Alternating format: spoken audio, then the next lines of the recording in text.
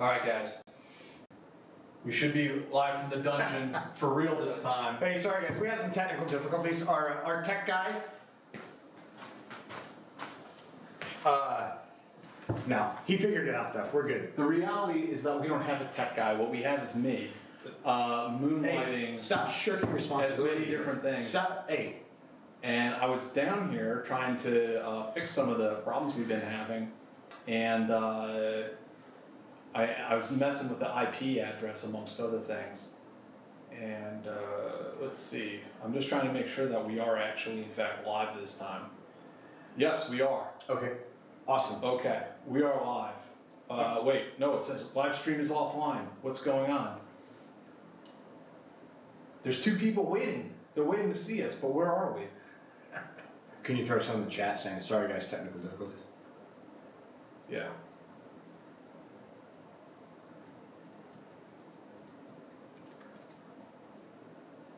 It says live stream is offline. Why is that? Live stream offline, yeah. Let me refresh. Oh, yeah, maybe that's it. Ah! We are live streaming. Oh my gosh. Shit, I'm so embarrassed. Hey guys, sorry, we've had some technical difficulties. Maybe we already said that on live stream. I don't know what's live and what's not. We've actually started this a couple times and got a couple minutes in each time. Yeah. It's my fault. I was messing around, changing IP addresses, trying to work out some things so that people can call in, we can interview them on Skype, and I'm still working on that. So, as I said, I'm sorry. We don't have a tech guy, we have Jack. And Jack doesn't know what the hell he's doing, so Jack Noosh. I'm just kind of like feeling through the darkness. But anyway, I want to introduce our guest, Yes. Clint.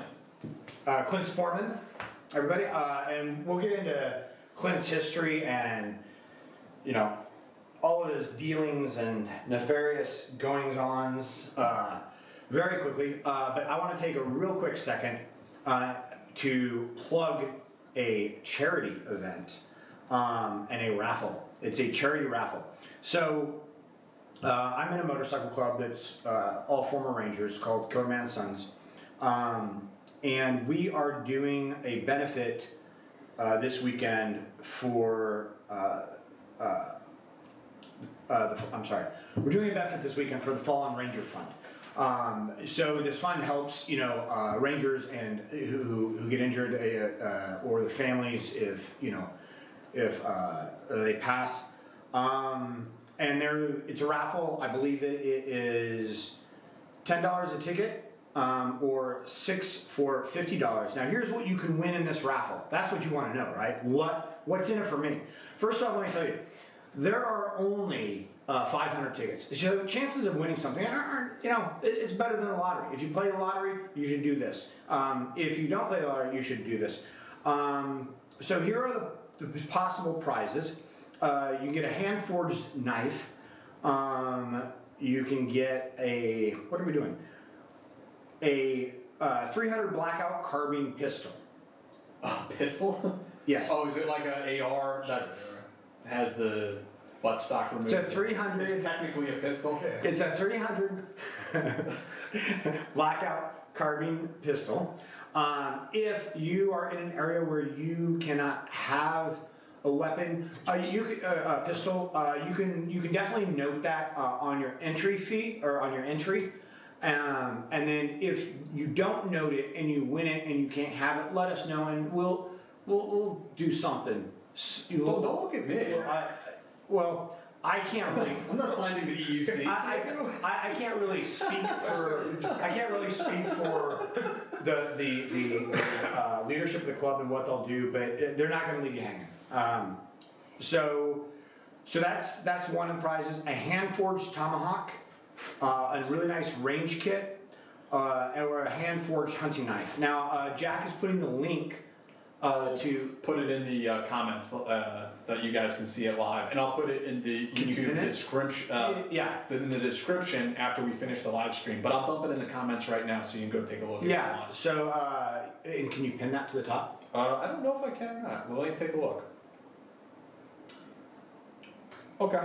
So the link is up. So it's a great fund. It's a great cause, and the link that I'm giving you is to a Facebook page It goes to Ranger Supernaw, who is one of the officers, and he has instructions for, like, it's a PayPal. Send him the PayPal, include your phone number, and he'll take pictures of the tickets for you so that you know that it's legit. You have tickets, that they're going in the thing, and then and it's not their fault if I win everything. Anyway, Rigged. No. So please use the friends and family option, because, like I said, all this is going to charity. Add your phone number. There might be a way to make a note if you live in an area where you can't have the pistol. Make a note, and If you live in a communist state, and New Jersey. and perhaps if they draw your name for the pistol and you don't, or you win it, they'll get you the next thing, or I'm not sure what they'll do, but they'll make you whole. I promise. So that is that. Were you able to pin that? no, I can't pin it, but I put it in there. People Can will you pin it? definitely see it. I can post it multiple times. It'll make you happy. Anyway, our guest today is Clint Sporman. Clint has a really fascinating history when it comes. He's spent a large portion of his life in law enforcement. He has a fascinating history when it comes to both combat shooting, point shooting, and then also hand-to-hand. And we're talking about gutter fighting. We're talking about the hand-to-hand style that was pretty much fighting. Yeah.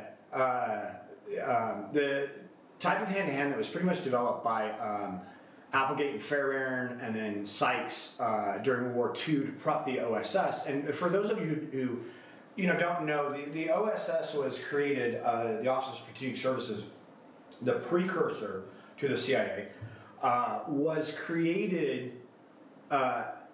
to infiltrate enemy lines in very, very small teams. Like generally 3-man teams, I believe. The Jedburghs. The Jedburghs, yeah. French, British, and American. Yeah. Oh, right. But there were other teams than just the Jedburghs, right? Mm-hmm. Yeah. Yeah, Essex teams, and then OSS was like basically almost separate endeavor. Oh, was it? Okay. Yeah. So I stand corrected. I should have reread Patrick O'Donnell's book before. And a guy named Irwin wrote a book about the Jedburghs. It's Okay. really good. So the idea was that they had to teach these people, communication skills, because they were generally like radio back intelligence. They hooked up with partisans to help the partisans. They were collecting intelligence, and so they had a lot of training to do in a very short period of time. So this form of one point shooting, and then also hand-to-hand combat was created where Applegate is be killed is basically a 12 moves, isn't it? I mean, It was short. Yeah. fundamentally, He yeah. broke it down even more so than Fairbairn and Sykes. Yeah. So they wanted to make these people as lethal as possible in as short a time as possible, and where obviously these people would not be able to go into a prepared fight like a UFC. And go hand to hand with somebody who is into combat sports. The idea of being asked for your papers at a checkpoint and just unleashing with a flurry of very savage blows, specifically directed to certain areas, was something. And they were taught how to make improvised weapons. Rolling up newspapers, wetting them down, letting them harden, and Especially the British. Yeah. So anyway, so that's a little bit about Clint's background, but we're gonna let him tell you, you all about it. Yeah, I'd like to hear you begin at kind of the beginning of the story, and your longtime mentor Carl, somebody you learned from and studied under, and you kind of carry his legacy forward to this day. I was wondering if you could tell us a little bit about basically how you guys met, how you met Carl, and how that relationship grew, and your background in martial arts. Or we can just skip ahead to the really important part where we met. Yeah. But anyway, Do I know? Yeah.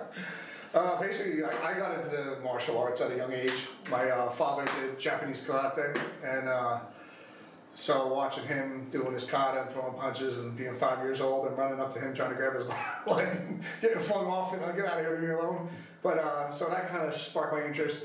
Obviously, Bruce Lee was big when I was younger, so obviously watching all the Bruce Lee movies and all that stuff. So that's what got me interested. And then skipping forward, I did other martial arts with various other people. Nothing too serious. Never competed.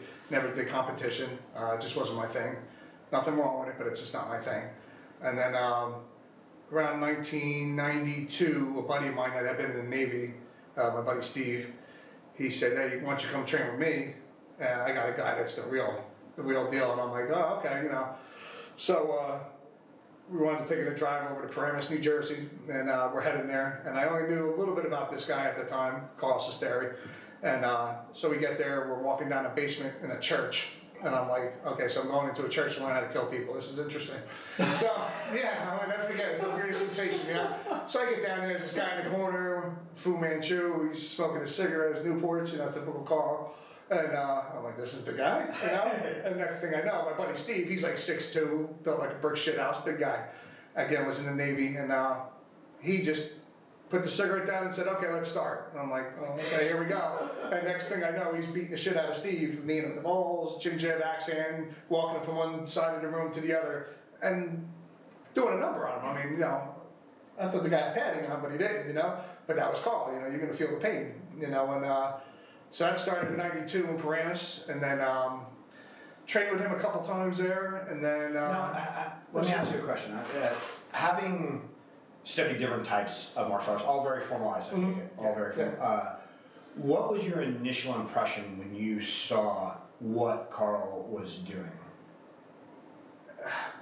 Basically, I don't like the term World War II combatives. Unfortunately, that's what we're referred to. What we do a lot more than that. Because then people want to just box, you know, they just do that old stuff, and they're far from wrong. But basically, it's the mindset and the attitude that you develop through just hard training. And it could be anything. It just doesn't have to be edge of hand blows, chin jabs, and all that. It's just it developed that mindset. And everything with World War II combatives, military combatives in general, I don't know about today, but back then was to attack.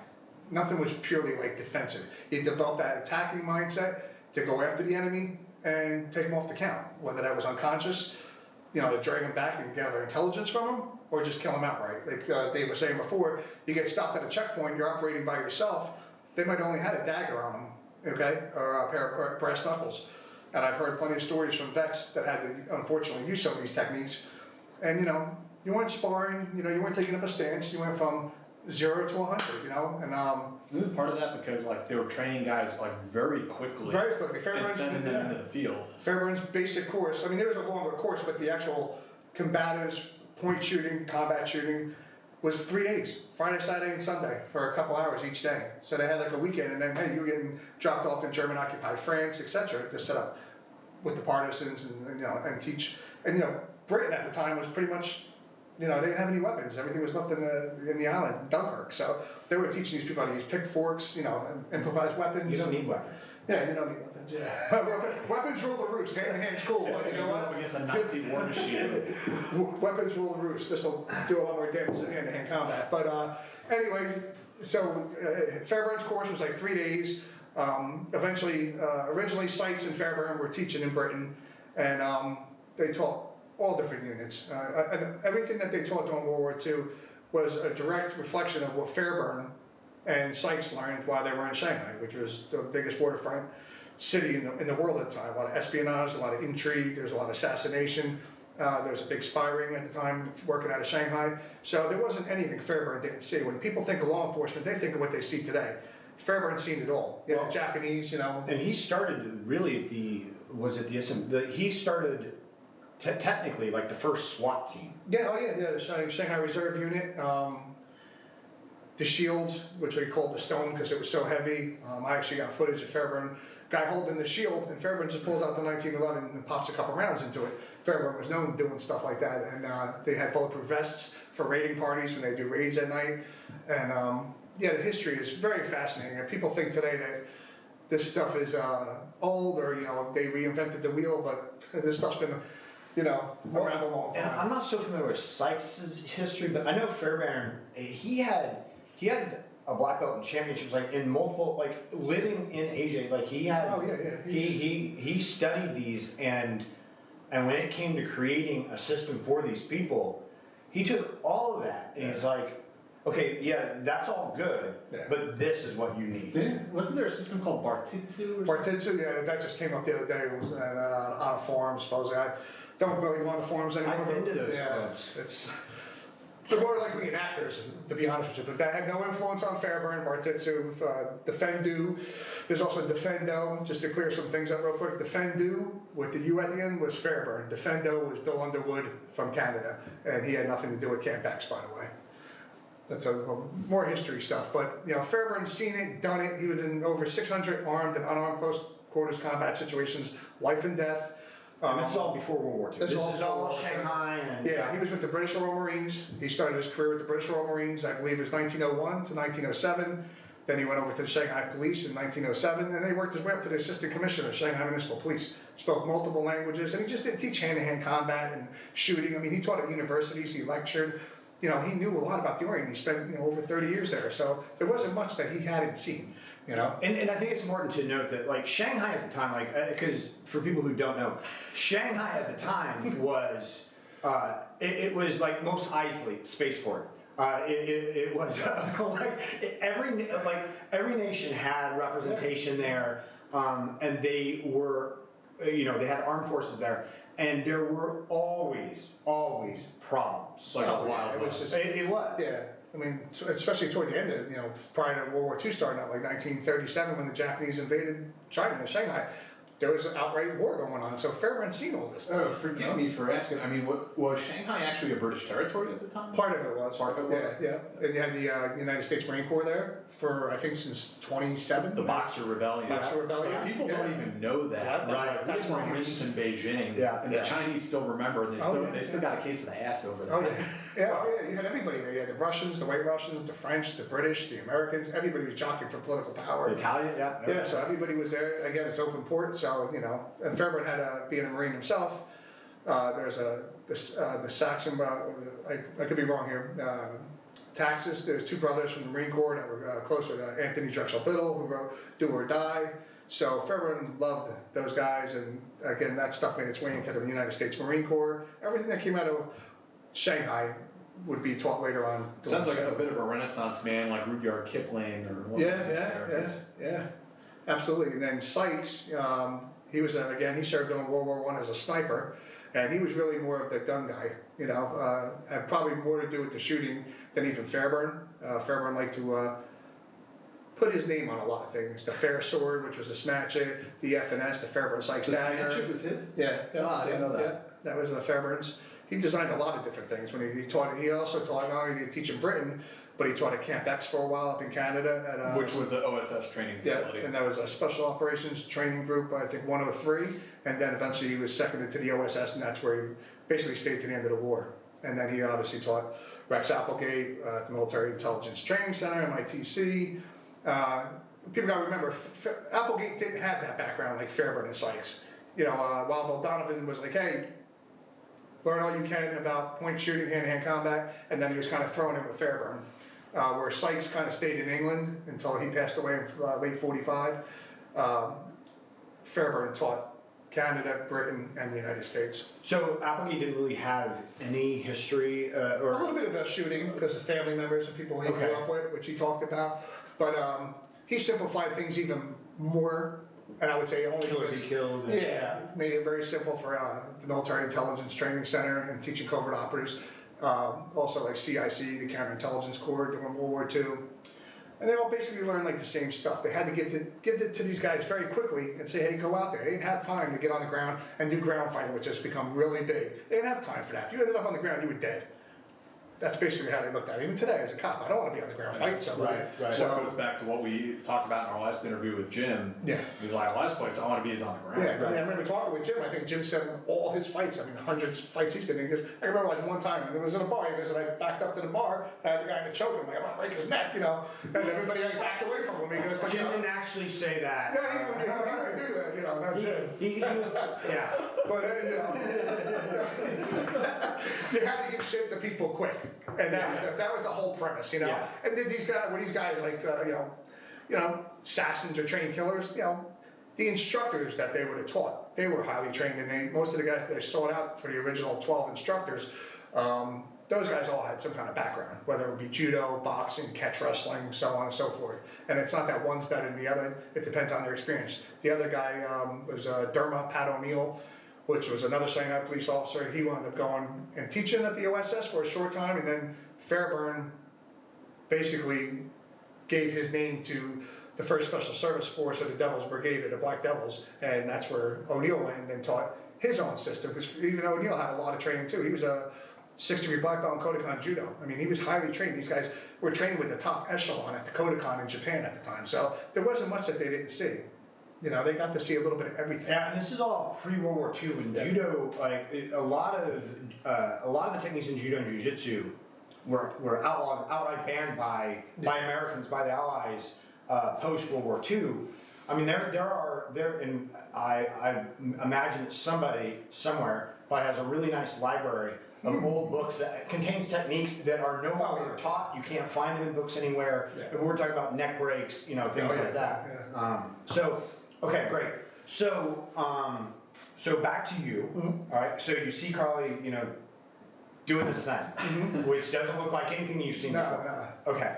Sorry. So yeah, so I trained with him, you know, maybe a half a dozen times, and then maybe like 6 months went by, didn't see him, and then again my buddy had called me up 6 months later and was like, hey, let's go train. I thought he meant weight training, because we were weight training obviously at the time too, and we show up at Carl's house now, you know, and this is 93, 94, and he's got the basement somewhat set up, and we just start training. And again, it was always a small group with Carl. Those guys, Carl knew that he had, you know, background weight. He was never looking to make videos, even though later on he did, but you know, it was just a small group of guys. Most of the guys Carl taught were cops. Carl had been a former law enforcement officer himself, and had a traditional background in the Japanese and Okinawa martial arts, had multiple black belts, all the way up to, I think, 6-degree black belt. And under legit guys too, not your fly-by-night, you know, 5 and dime dojos, real deal. You know, he trained under Yoshisada Yonesuka, legit guy, passed away a couple years ago. Now he's like his main instructor, but he trained with a whole slew of guys, and there wasn't much caught and sought out. You know, had one of the biggest book collections probably in the world. I think Carl had like 3,000 books, DVDs, videos. Lived it, breathed it. The guy, and he could do it. That was the big thing. Carl could really do it. But getting back to it, it was really mindset and attitude that you got from it. So many people want to concentrate on the blows and strikes, and yeah, that's cool, and you develop that. But it's that attitude of doing it, you know. And when shit goes bad, you're in the street and in the gutter. I mean, I tell people that look at professional boxers, Mike Tyson, anybody. Look at any professional UFC guy, and when they really get into it, out of the ring, what do you see? You see a brawl. You don't really see anything technical, because that's what happens in a real street fight, you know, especially when someone's trying to kill you. You know, in the ring, no one's trying to kill you. You know who you're going to fight. You know, there's no weapons involved. You know, at 3 o'clock in the morning, I leave here, I don't know this area. You know, I'm not going to be sparring with somebody, you know. And the World War II combatives, real combatives, was never designed to spar with people. I'm not going to sit there and throw out your hand blows and chin jabs in a sparring situation, you know. I'm going to punch you in the face. Yeah. So tell us a little bit about Carl, because we mentioned him. So how did he get into? So he went from traditional martial arts. What drew him into the World War II style of combatives? Oh, okay. A funny story was, he was on the job at the time, and they had gotten a call for a fight in a bar, when there was a biker bar. And they were having a wedding in the biker bar. So, of course, drinks were flowing, multiple towns were called. Dirty Jersey. You know, so everybody and their brother went there, and like he said later on, he goes, everything I did on one particular guy, you know, it was just a slugfest. He goes, and then all my martial arts, I'm like, you know, I got done, my shirt was ripped, I had a bloody lip. And he goes, I'm talking to a sergeant that had been with the Naval Landing Forces during World War II and had been a hand-to-hand combat instructor. He goes, well, you know, you're taking a stance, you're fighting these guys. You know, the way we did things during World War II was a little bit different. You know, he goes, this guy was walking through the bar, a cigarette, knee in the nuts, you know, walk by, wham, edge your hand, blow across the windpipe, the guy's down. And he goes, you know, that's when I started to think, okay, there's more to what I'm looking for. And then that's when he started to reach, you know, and then he trained with a guy who was really like, what was his name? Oh, God, I lose my mind. Anyway, there's a guy in New York, Charlie Nelson. And Charlie Nelson, again, was a hand-to-hand combat instructor, was wounded at Guadalcanal. And him and his buddy, one of Carl's friends, they went to meet Charlie and put a handkerchief in his pocket and gave him a K-bar knife and pulled the sheath off. He's like, stab me. So Carl's like, this guy's old, you know. So he goes, I go to give him a little half-ass stab. He knocks it out of my hand and like spits in my face. He's like, motherfucker, when I tell you to stab me, stab me. So he's like, I come stabbing the guy. He sidesteps me, hits me, chops me, knocks me to the ground. Next thing I know, he's taking the handkerchief out. He goes, here, wipe that spit out of your eye. That's what I'm going to teach you about hand-to-hand combat. So he goes, after that, we were you know. And Charlie had taught all kinds of people, actors, Robert Duvall, a lot of NYPD. Charlie was a character, you know. So that was his initial training in like what I would consider World War II combatives was Charlie Nelson. And a lot of guys trained with Charlie, but he was actually an instructor too. He had an instructor certificate from Charlie. Not many guys did have that. Yeah. So that was like his real first exposure. And then at that time also getting Killer Get Killed by Rex Applegate, contacting Rex. Now there wasn't too many people calling in contact and try to correspond with it back then, especially we didn't have the internet, so everything was through letters. And I seen the letters when he wrote Applegate back in the 80s and stuff like that. So that was like his first like real, and he started to realize, okay, there's something to this, you know, it's unconventional. Now Carl would go to like the National Archives and find stuff. Yes, yeah, him and Pat, matter of fact, they look for anything that they could possibly find. We knew that there's a Fairbairn eventually called his system during World War II gutter fighting, and it made sense to the American mind. And there was videos that were put out, one on knife, one on hand-to-hand. I think the other one might have been on shooting. And later on, somebody in Britain actually found them, and they're out there now. You can buy them. Really? And they're really good to see because you can actually see Fairbairn. And again, Fairbairn's older, and he's like in his late 50s, early 60s, but you can still see the guy can move. The guy knew what he was talking about, you know. And even Applegate said one time when they were giving a demonstration at Area B in Maryland, Fairbairn got close to him, was holding his neck. He goes, hey, how do you like that? He goes, with me right in your fucking balls. You know, he was like this to it in his ear, like psych him out, you know. And then he goes, yo, come at me. And Applegate says, I went at, like, what's this old guy gonna teach me? He goes, I went to go, ah. He goes, next thing I know, I'm flying into the crowd like generals and, you know, colonels and stuff in the crowd. He goes, they weren't too happy about that. He goes, so I said, I better listen to this guy. You know, and that's kind of how that all evolved. Yeah. You know, and then the shoot house in Area B. And again, So let's talk a little bit about shooting, because World War II shooting and the shooting taught to these operators is different than most of what's being taught today. Kind of walk us through that. It's a big controversy with point shooting, instinct shooting, combat shooting, call it whatever you want. Does it work? In my opinion, yes. There's a lot of validity to it. I've gotten into it with guys on the internet that were special operations guys and maybe they don't understand it, you know. And the problem is, like recently, a guy, I won't mention any names. That's a guy I like, but ex-tier 1 guy, and he talks about point shooting, and then if someone's teaching it, they shouldn't be an instructor, and it has no validity. Blah blah blah. Okay, you know, I would never do a hostage rescue or a situation and point shoot at 10 yards. Well, nobody ever said that. Point shooting from zero, Fairbairn said from 0 to 4 yards, that's 12 feet. And he wasn't just talking about hip shooting. If you read the book, and there's a lot of other material out there, the instinct part was whether to have the gun at retention, which is still taught in every field of endeavor, you know, half hip, 3/4 hip, and point shoulder. But depending on the distance you were, that was the instinct where guys were going to pull their guns and how they were going to use it. And he found that out in Shanghai. You know, when the average dwelling was, you know, a sheet of plywood, you know, 32 square feet. You know, you'd walk into one room and it was, you know, and in another room, so you wouldn't have the gun out. The gun was held at close quarters, and that's what Fairbairn seen from his experience. And you got to remember, they didn't go through the training like we got today, where guys are shooting 3,000 rounds or 10,000 rounds of handgun. They might have only given 12 rounds or 18 rounds of ammo, Well, and they had the big. I don't know what you went through, Dave, but I mean that's very similar to the training I received as far as pistol marksmanship. Is that as soon as you clear the holster, you're breaking the wrist, you're coming up, because if the guy is on top of you, you want to be able to. Oh, absolutely, yeah. I don't know if it's taught now. The Naval Tier 1 unit, I won't mention any names, but they would teach in the system same thing when they were entering. You know, I don't know if it's still taught now, but there's a lot of validity to that. I kind of like adopted that to what I would teach, and but you got to train it like anything else. You know? When you say point shooting, you're not saying like instinctual shooting instead of using the sights on the gun. You know, That's not the point, yeah, you know, right? if obviously if it's here, I can't get a sighted shot, but it could be an aim shot because I'm using my body, I'm using certain instincts. If I sit to Jack and I point at him, I'm going to be relatively on target at this distance. You know, I wouldn't do that more than like probably 2 yards. And then, we used the flashlight picture. It's terminology that was used. The terminology they used back then is different than today, but really what they are talking about is pretty much the same thing. That's where there's that gap, and people really don't understand it.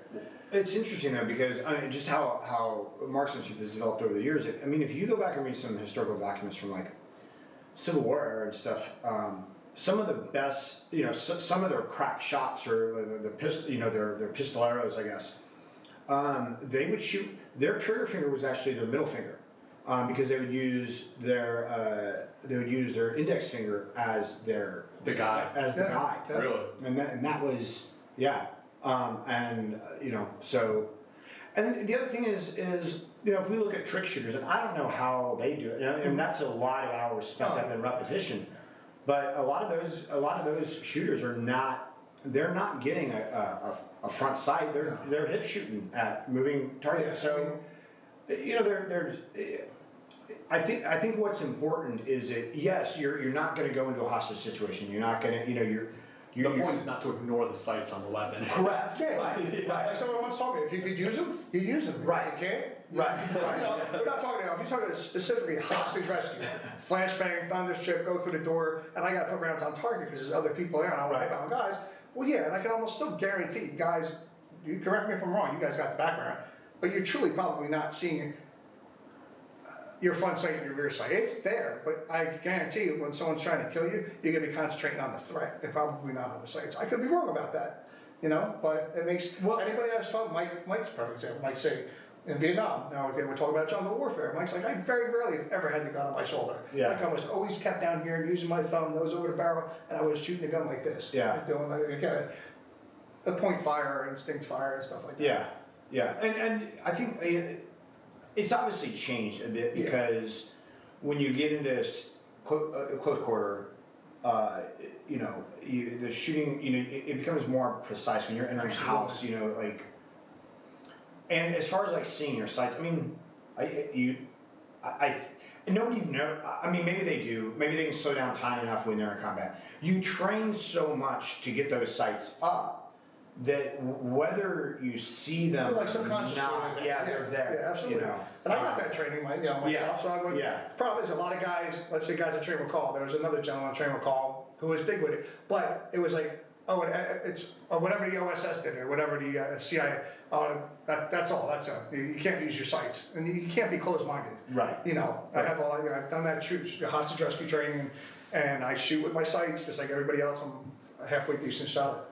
I used to be better, but not anymore. Well, and people develop new different techniques. Like now they have the center access relock position for close quarter, which some people love and some people don't. And it's like at the end of the day, like training what work, like the fraction of offset between any of those techniques it's going to come down to like how well you do it. Yeah. Not not how well it's like. It's like when you're a sniper, you can get an Olympic grade gun, but you're not going to be shooting at Olympic grade levels because you're not capable of it. Well, I mean, I'll put it to you this way: like when I was 18 Bravo, and I would see guys on my team shooting a certain way, and even if they're not standing the way they're supposed to be in the textbook, if they're still hitting the target, right, and they got nice, good shot groups, I'm really not going to fuck with them because whatever they're doing is working for them. Right. So they're like, why am I going to make them move around and adjust just so that they look like something in a manual? Right. Right. Or what Jim would say, what I was saying about when he would train me, and I wouldn't be able to get it. I wouldn't be doing it right. And be like, okay, just do this instead. Yeah. Right. Like he knew enough. He had enough knowledge. You have enough knowledge to tailor it to the person. Oh, absolutely, and that's important. It can't be like a certain, I kind of was starting to fall into that years ago, but with experience, age, you start to open up a little bit more into what maybe you used to do. Right. But everybody does things differently. Just understand that point shooting and instinct shooting was never designed for, it's for close quarters combat, very close. I would say honestly 0 to 4 yards. I mean, not even 4 yards, 2 yards. And we're also talking about the time when you would have to shoot at night, but you didn't have night vision, you didn't have IR lasers, you didn't have anything like that. So so a lot of time, so you can't have the gun right in front of your face Yeah, because you'll go blind. And they would use the muzzle flash, right? Yes, They would yes. use the muzzle flash or the first shot. Yep. To light up and illuminate, you get that flash. You got like a almost like a second when you shoot. And I've done this. Doing some matter of fact here in Queens, I did it at a place, and we were demoing for some people, and I pitch black. I knew what a target was. They would just hit the flashlight or a light on and off real quick, so you knew what the initial target is. Then you would point shoot, and with that flash, you'd use that flash to be able to engage other targets off of that flash without using a flashlight. It's wild stuff. I mean, there's a lot of stuff out there people just are not familiar with, or they read about it. Like people not shooting to live. Fairbairn's book on point shooting or combat shooting. And you know, if you look at it, he talks about the 1911 in there. That's the gun they were carrying that was sold to the Shanghai police by Sykes. He worked for Colt at the time. But if you look at the two-handed shoot, the thumbs are low on the slide, right? That's new today, right? Yeah. Yeah. Okay. 1942. It was in Shooting to Live, and other books. And there's other guys besides Fairbairn and Sykes that also predate Shooting to Live. They didn't go as far as talking about using two guns. You know, I mean, it sounds a little wild, and I'm not saying to do that, but depending how good that person is, you could do all kinds of stuff. It's really up to the individual. I mean, I'm not even told like up to speed on like what's the latest and greatest being taught at Cephalic or Sephardic or OTC or any of that kind of stuff.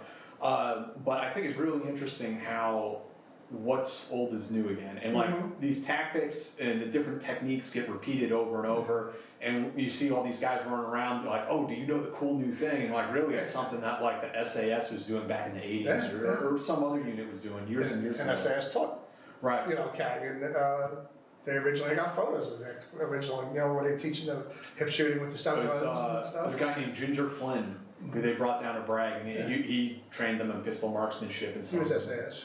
Yeah, he was SAS operator, and they taught them some CQB techniques also. There's really interesting history behind all that. I think there's stuff. a time and place for everything. You know, Right. to say, oh, that's completely wrong, or if someone's teaching that, you know, I disagree.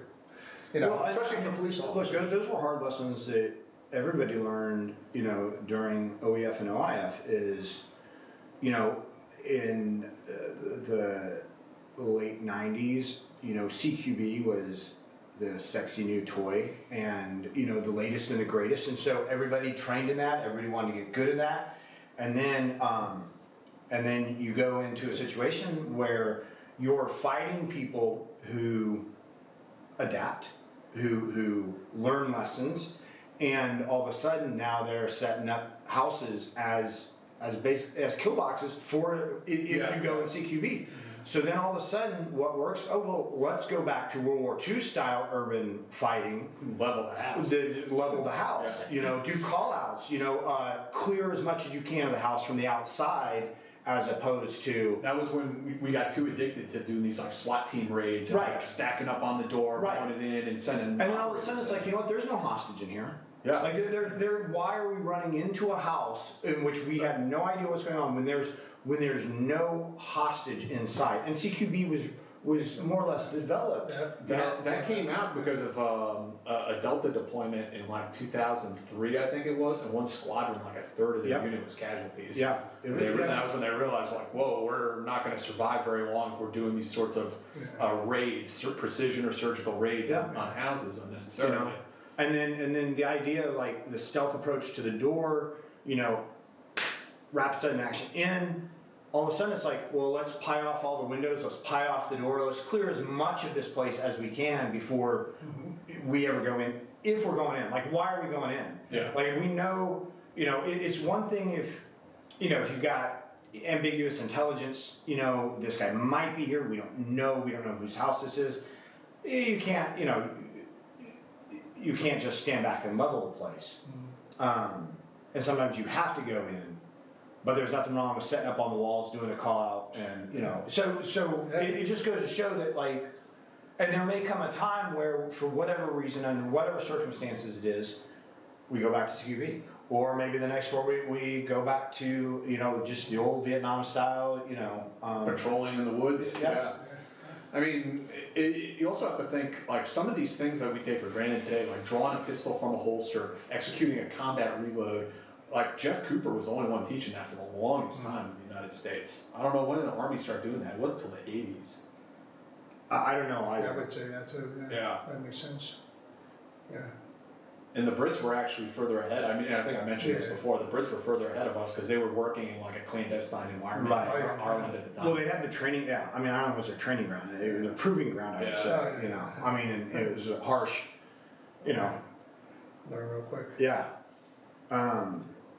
Okay, so, I don't know even know where we left off. Back to Carl. Yeah, back to Carl. Yeah, training with Carl. So yeah, 92, and then I went back to training with him in 94, and then until the time he passed in 2017. And then while I was with him, we would go interview different guys. Peter Logano was one guy we went, the guy who invented the Vietnam Tomahawk, right? Oh, yeah, Lacano Taco, oh, Yeah, man, so I love those he tomahawks. tracked him down, he was living in PA. Yeah. So we went out there, we met him, and we met him at a bar, of course, you know. And so, again, what was great about the World War II guys is there's no bullshit. Yeah. We're not trying to impress you. Yeah. It was like, this is what we did, bro, this is what we had, and we made it work. Yeah. You know? It wasn't like they were trying to market a brand or Yeah, something. exactly. Right, yeah. Here's the Yeah. action, like, so after like, you know, about 12 beers later, he's like, hey Pete, let me ask you something. What was the actual system that you used with the Tomahawk? What do you mean? Because whenever the guy sticks out, you chop it off. You know? He goes, if it gets in the head of the chest cavity, you gotta put your foot on there and yank it out. You know? And Carl's like, oh, thanks, I appreciate that, you know? I mean, really, and that's what it was with them, you know? Even the hand was the same, you know, he had been part Native American Indian. He could take anything and throw it. That's what he kind of like was known for. And he wrote 2 little manuals, which I was nice, he signed and gave to me, Carl, and they're somewhere in my collection. But again, there was another guy, John Richters, a lieutenant colonel with the Marine Corps, served Vietnam, World War II, Korea. He was another one, trained with John Stiers, who had been a protege of Anthony Drexel Biddle, who wrote Do or Die. The other guy wrote Cold Steel. Yeah. Another excellent book. So through all the years of like meeting these guys, Applegate, we got to interview a lot of these guys and talk to them. And Applegate was really impressed with Carl, wasn't he? Yeah. He actually wrote that in a letter back to him. You know, like, who did you actually train with? Like, you know, Yeah. thinking he was like, you know, an operative. And then Carl's like, no, you know, Carl was very good at what he did. Yeah. Because he had a really good base from the traditional martial arts, and then he took that into the combatives. So Right. he was, you know, when he did something, he did it all out. Yeah. He was very, very gifted. Yeah. But he also, like I said, there wasn't a time I would pick up the phone and call him where, hey, bro, let me call you back, I'm training. He was in the basement, he was training. Oh, yeah. You know, And the Makawaris, you know, he took conditioning to a whole Yeah. new level. Oh, yeah. You know, almost too far sometimes, but that was him, you know. He wasn't telling anybody else to do it, but for him, it made sense. Yeah. You know, and so yeah, I mean, like I said, I spent 14 years with him, and then I got my first black belt in jiu-jitsu, which the funny thing how that came about was we had a guy coming over from Japan who was teaching over there, was well respected, was on the, I believe, the Olympic committee, and calls like, oh, we got to put a seminar together for this guy, so we're having a UNESCO's dojo, his judo instructor's dojo. So we set it up, and I'm like, well, what are we wearing? Because at that point, we just wear whatever regular clothes when we train. And he was like, how long have you been training with me now? I'm like, 5 years. I'm like, well, what am I? You're a black belt. I mean, it was like, no bull, you know, Yeah. you're a black belt. You've been with me long enough, and what we do, you know, and really the World War II combatives was like old school Japanese jiu-jitsu. That's really what it is. It's hardcore, you know, blows, you weren't like fighting on the ground and all that, you know, there's nothing wrong with that. You gotta learn it. But it was real simple, hardcore, do or die type shit, you know. Yeah. So that was 97, I got my black belt, and then we were doing more interviews, trained with other, you know, we trained with a lot of different people. Sayak, Yeah. Sayak Ali. Yeah. We were here in Queens, we trained with them back in like 98. Scott Sonnen, I mean, a lot of different guys. The Russian systems you guys were talking about the last time, the Sistema and all that stuff. Oh, yeah. Fill us in on systemic, because we don't know. Oh, should we not? No, that's not 90% of this nonsense. You know, the Russians, they're Sambo guys. Yeah. The real guys know Sambo. Right. Combat Sambo is no joke. Right. The stuff where you see, you know, you come at me, I go like this and you fall and you flip. Oh, I didn't know that. I didn't know. Oh, yeah, that's the stuff I'm talking about. Okay. There might be, here's the other problem. A guy might be legit, and then you have that name, Yeah. and then right away it's like, you know, just like Krav Maga. Right? Yeah. The original Israeli systems, the guy who's one of the founders of that, trained under Applegate at Area B. He's like, I remember reading about him. He's like this 70-year-old Israeli dude. Yeah. Like And teaching people how to beat you with a Yeah, cane. there's a couple guys. Now, my buddy Ralph, that lives over here in Queens, he's more a historian than I am, and he has all the original Israeli books. And if you look at it, it's Defendu, it's everything that came out of that general era, from like 1930 to like 1960. You got a self-defense book, it was good shit. Yeah, I think the problem with, not the problem, but what happens to these systems is there's no money in it if you can't have classes, give people belts, brand it, give people belts, like, keep them there for a certain amount of time, a few years, charge them, their monthly membership fee. So if you take something like maybe the original Krav Maga, which you could probably teach somebody, not that they would necessarily master, but you could probably teach it to them in the span of a week. Yeah, that was the whole point. Yeah. Teach these guys very quickly to give them something to survive. Right. But if you go and you learn Krav Maga and you're like, well, I'd really like to teach for a living, but I can't make a living teaching this. So, I don't know, It gets commercialized. Yeah, it gets commercialized. And then we add all these fillers in because, it's like a book. It's like a nonfiction book. Nolan says the guy's name, Amy Lichtenfield. Yes. Thank you. Yep. Thanks, yeah. It's like a nonfiction book. If you were to boil a nonfiction book down to just the facts, just the bullet points, it's like a pamphlet. So they have to add a ton of filler in it, in order to have a sellable product. And that's what happens with all these other systems is if they want to make a living, and you can't fault somebody for that. But even though they learn the original system and that is stuff, their students don't really know what the original system was. They don't know what the actual important techniques are. So it just keeps on getting the whole traditional system of ranks and stuff. I mean, look at judo. The guy who founded judo, Jigoro Kano. Originally, when they went from the old Menkyo system, the old license system, Menkyo, and they get Menkyo Kaiden, and they went to the belt system. The original belt system was white, brown, black. Yeah. That was it. You Yeah. didn't have green, blue, yellow, orange. Right. That became, Right. okay, now I'm going to make it yellow belt. Look, son, congratulations, your mom's check cleared. You're Right. you're not, yeah, okay. Yeah, exactly. I mean, that's what happened with the martial arts, and it's Yeah. unfortunate. Yeah. Because you know what? It's a shame because that's what winds up happening. And the average person, the average mother, the average guy who's on Wall Street, he comes in the dojo, and let's say we're just working on grabs. The guy grabbed it, wham! I hit him with an edge of hammer across his bicep. And God, people don't want to get hit. Right.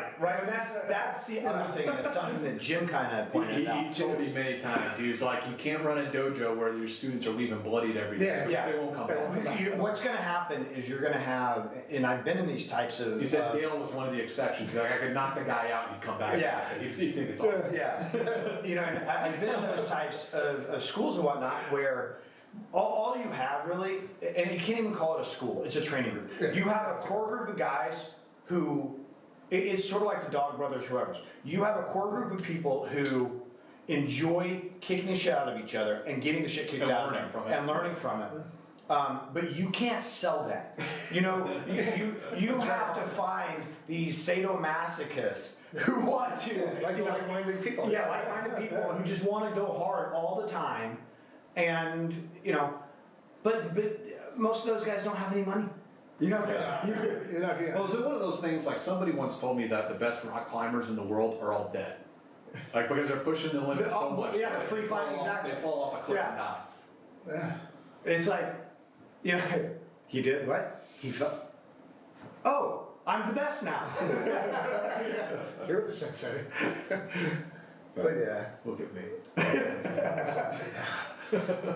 But yeah, I mean, like I said, 14 years I trained with him, and when he passed, I was fortunate enough through a buddy of his to get what we refer to as the dungeon. It was again the church where I first started training with Carl. I trained for the last. But Carl passed away in 2007, and 3 months later I got that space. I built it up, and I've been teaching out of there and doing seminars out of there. Where That's no bullshit. I've been down Yeah, in you've the been down dungeon. there It's for the cool, dungeon, man. you've been down there. I want to go back just talking about it now. I get all excited. It's fun. It was fun. It was. Yeah. You got down there and it brought you right into that whole, ambiance of wow, this is it. You're walk still down there. teaching classes down there? I haven't in a while. I still technically have the spot. I still got the key. There's some stuff down there. I took some of the stuff out of there to bring home to use. But I can still go down there if I have to use it and teach. How, I know you had, I don't know if you want to get into this, some health issues. How does that affect your training? Do you have to kind of pull back a bit when you're training other people? Yeah, I mean, I'd like to pull back. Yeah. But the only thing I would do if I was training with somebody, I just wouldn't allow someone to crank on a choker or Yeah, stranglehold yeah. or something like that. Yeah. Outside of that, you know. Yeah. One doctor tells you one thing, Yeah. you know, and then another doctor tells you, no, don't Yeah. do that. So it's like, you know, use a little common sense, know where my, you know, where I'm at and stuff like that. So, you know, I look back at some of the stuff I did, trainer would call, you know, taking edge of hand blows across the side of the neck, Yeah. I mean, I've been choked out unconscious numerous times. Yeah. You know, I've been punching, you know, when I first started training him, that was one of the biggest things, being a young man, had been a couple scruffs and stuff like that. But, you know, he said, what are you really worried about? He goes, so you're like a little flinchy. I'm like, I don't know, just getting hit. He goes, all right, let's go downstairs, you know, put some boxing gloves on. And okay, ready? Yeah. Boom, punch you right in the face. And I'm like, boom. Get back up. I'm like, you ready? Boom. Yeah. I didn't know how to take a break fall when I started doing a lot of the judo and jiu-jitsu. Yeah. Tomonagi, fall down on the ground, his foot in my stomach, I go fucking flying, landed on concrete. I was Yeah. like, what about a mat? Knocked the wind out of me, I got back up, he did it a couple times, you over that? Yeah. But you know what, for someone like me, that's what I needed. I needed Right. it hard, fast, and let's get it over with. And you know, it's funny because I think that like most people, you know, most people in today's society don't get in fights, and you know, and I'm not saying that as a bad thing. It's like they don't get in fight. In our culture today, A lot of people have just never been in a physical confrontation. and that's a testament, honestly, to kind of how great we have it. You know what I mean? Yeah. That nobody, like, we're not warring with our neighboring, with 2 streets over, you know, for the resources down at the well. But I think that most people who are afraid of getting in a fight are afraid because they've never been hit. And if they just get hit, like really, even if they get knocked out, You survive. you survive. And you know what? That's not as bad as I thought. That's it. It's anticipation like anything else. Yeah. Like the first time, hey, you train, even if in a tier 1 unit, and all of a sudden, man, you're getting deployed, you come out of that little bird, you stack up, and all of a sudden, hey, this is the real fucking thing. Yeah. Bullets might be coming back Yeah. at me. And then once you get past that, okay, Yeah. you know, you get a little more confidence, Yeah. like, you know. I'm not telling you guys anything you don't know, but you know, I'm using that as an example, but you know, just, yeah. Sometimes you just have to be punched in the face. Yeah. It's good. It's good training. Yeah, You know. yeah. I was wondering if you could share with us, like, maybe some specific techniques or things that Carl taught you or things that you've developed yourself that you're just not going to see learning Gracie Jiu-Jitsu, going down to the karate club, some unique things that you're probably not going to find elsewhere. I would think like a lot of the combatives, defender, gutter fighting, whatever you want to call it, a lot of stuff is static. You know, originally, you know, the Japanese, when you look at the Japanese jiu-jitsu, the samurai, there was a lot of grabs on the wrist, a lot of binding techniques, so you stop a samurai from drawing a weapon. So there was a lot of the wrist techniques interesting. and stuff like that. So a lot of that, you know, transcended over. Basically, like he had like, they keep stuff, you know, keep it simple, stupid. If a guy grabs you, like we wouldn't worry about this, because what's that going to do to me? Nothing. He's in the head, bump me, knee me in the balls, punch me in the face. So I want to stop that. So we don't worry about this. So we would do what was called like a shoulder stop, and basically just throwing a palm heel right to the shoulder to stop anything on that side of the body. And again, to teach something quick, I would just draw back in tiger claw right to the face and try to go for his eyes, nose, and throat. Then if I wanted to get this off, I can hit here, hit to the side of the neck, knock him out. If I want to grab him with a wrist throw and throw him a kodagaishi or a Japanese move, get him a wakigatami, then you can do all that other stuff. A lot of it, again, for law enforcement, it really applies. You know, chokes and strangleholds, I think law enforcement, you know, my personal opinion, is they should be doing it and learning it, because look at what's going on now with law enforcement. I mean, I can get into that, it's like, but, you know. I mean, chokes and strangleholds, at the end of the day, I mean, it was, you know, some of the things that happened have been tragic. But at the end of the day, chokes and strangleholds, when applied correctly, are some of the most humane ways of ending. It's a submission hold rather than going to your gun. Yeah, it's one of the most humane way. And that, I mean, I may have been interviewed by people before who questioned me on why I, you know, choked an individual out, and I told them, I was like, it was actually Safest. It was the safest way to handle the situation. I mean, would you rather I had like gotten on top of him and just beat his face in Like the gouge his eyeballs. Yeah, exactly. Yeah. You know, with this it was like no muscle fuss. He's, you know, done. Yeah, it's unfortunate that, I don't know. I think that you know, when civilians hear choke or whatever, you know, they're thinking, you know, but that's not a properly applied choke. right, It doesn't right. do that, you know.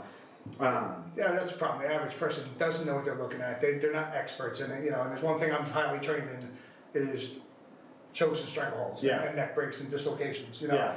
And I mean, it was kind of something I specialized with, even with Carl, to learn all that stuff.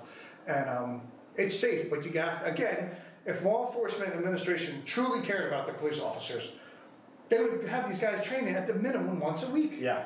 Send them to a dojo, have somebody teach, have a school right at the, there. But they're so afraid of everybody getting hurt and getting sued and being out of work. Right. Let's face it, as a police officer, 99% of the time I'm gonna go hands-on with somebody. I'm gonna use my gun maybe 1% of the time. Very few cops are ever gonna draw their firearm and use it, I think firearms training has come a long way, especially in law enforcement, which is good. I mean, I know what I taught, I taught a little bit of everything. And, but the hand-to-hand and I can't tell you how many times I backed up another police officer. I can think of so many different situations.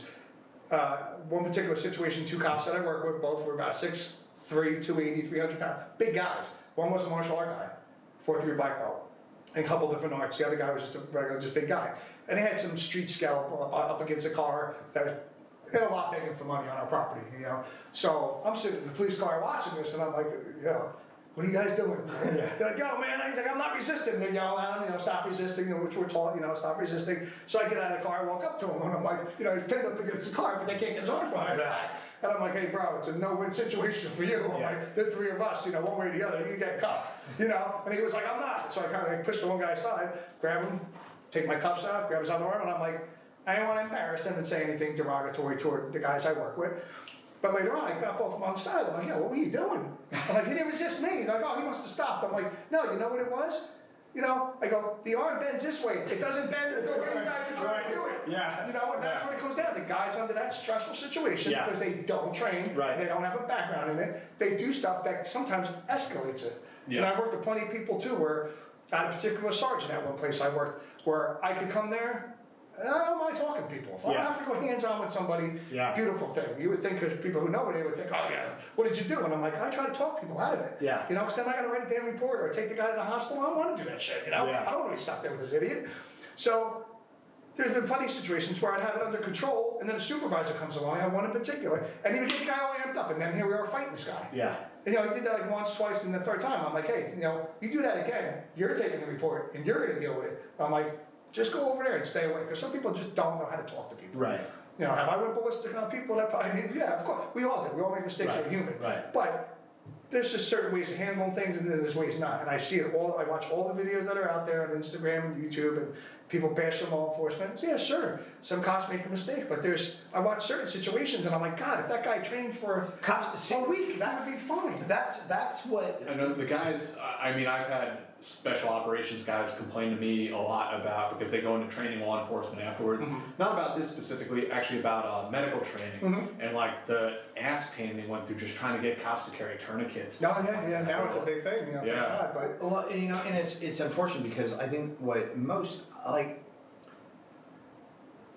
civilians don't understand are cops are, and it's not their fault. They're woefully undertrained for what they're faced with, and what we ask them to do. What we ask them to do, and like honestly, cuffing a person who's resisting is hard. I mean, we used to run exercises where like I'd let like 3 guys injured or whatever try to cuff me, and I wouldn't like fight back.